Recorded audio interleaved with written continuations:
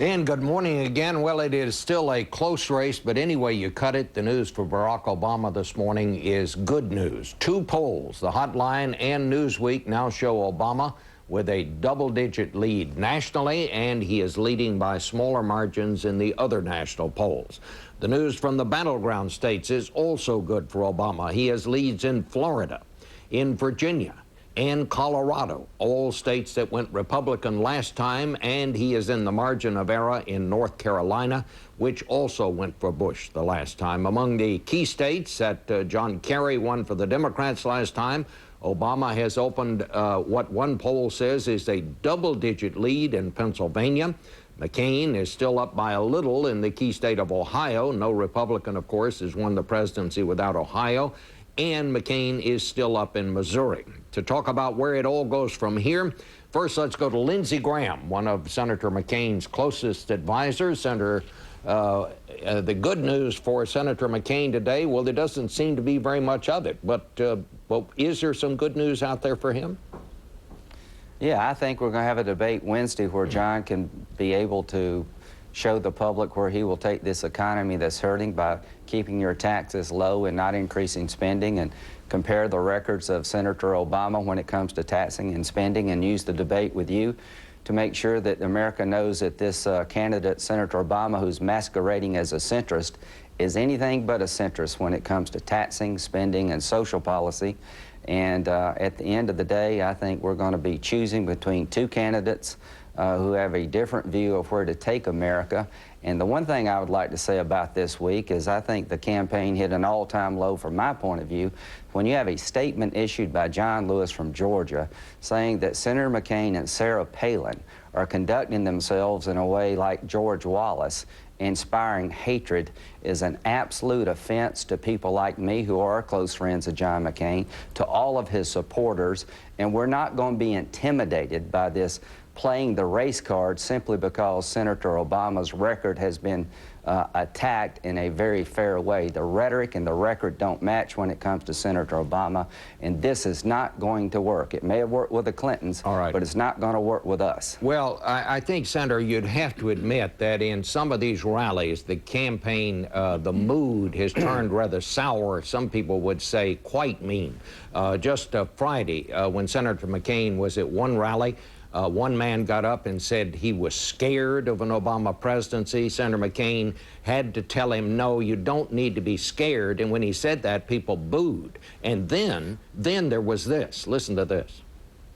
I can't trust Obama. I have read about him, and he's an Arab. He is not. No? No, ma'am. He's a decent family man, citizen that I just happen to have disagreements with on fundamental issues, and that's what this campaign is all about. He's not. Thank you. So, Senator Graham, apparently even John McCain thinks this thing may have gotten over the line.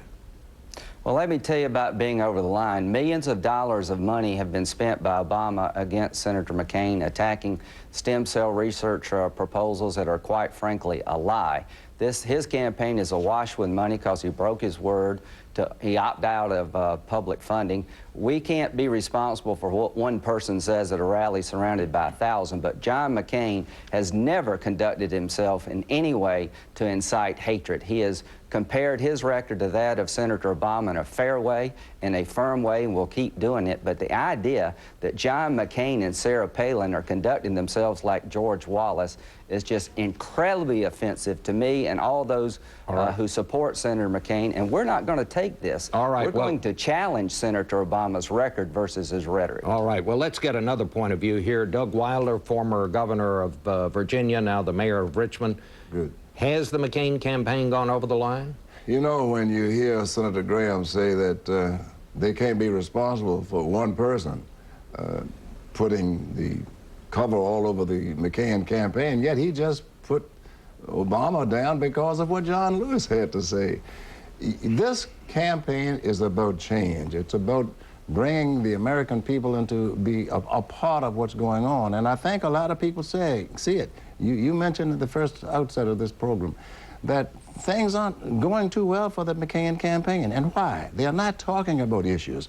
They're not talking about resolving those issues. They're not talking about making life better for the American people. They're not talking about what to do with the economy, to rebuild our infrastructure, to build roads and bridges, and how to put people together rather than to divide them.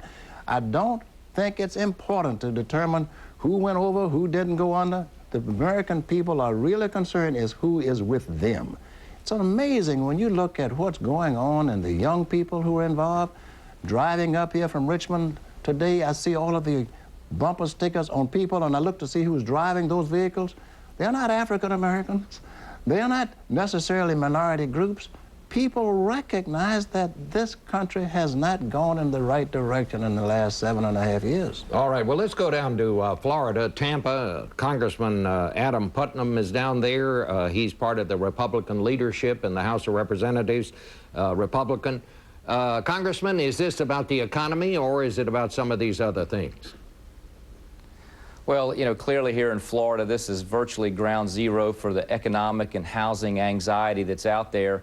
And there is a deep well of support for John McCain. John McCain was the only man who went to the last debate with specific proposals to relieve some of the anxiety on the average homeowner. John McCain has deep support among the military retirees who've settled here in Florida. He has great support in Southeast Florida among the pro-Israel community, and here in the I-4 corridor, which is my congressional district, the swing district of a swing state, he is polling a number of points ahead of Barack Obama, this is this area between Tampa and Orlando that he has to win the state. But he doesn't seem to be leading. Well. He doesn't seem to be leading in the Florida polls overall. I mean, it's my understanding that Obama has opened a small lead down there. Obama has had a good couple of weeks and has opened up a small lead, but we have a long way to go, and I think John McCain is going to retake that momentum with this upcoming debate. He's going to retake the momentum in Florida because of his specific proposals that will improve the economy, that will support small businesses. You know, Barack Obama thinks that we need to increase taxes on small businesses in order to save small businesses. This is a state that's very dependent on mom and pop operations, and they understand that that's just not going to work. All right, well, out to Colorado now, and Governor Bill Ritter, he is a Democrat, of course. Governor, the Republican Party chair out there, I understand it, Dick Wadhams, says that Senator McCain shouldn't let up on Barack Obama and his associations with people like Reverend Wright and this fellow Ayers, the anti-Vietnam protester. What's your sense of it? Because I know that Obama does seem to have a small lead out there. Yeah, I think he has about a 4-point lead in most of the polls. That's a nice trend for him in the last few weeks. And really, that would be, I think, typical of Dick Wadhams to think that that kind of negative campaigning would set well. The fact of the matter, in Colorado, this is going to be decided by independent voters, and independent voters care about the economy. They've watched McCain over the last few weeks behave erratically where the economy was concerned and where his response is concerned.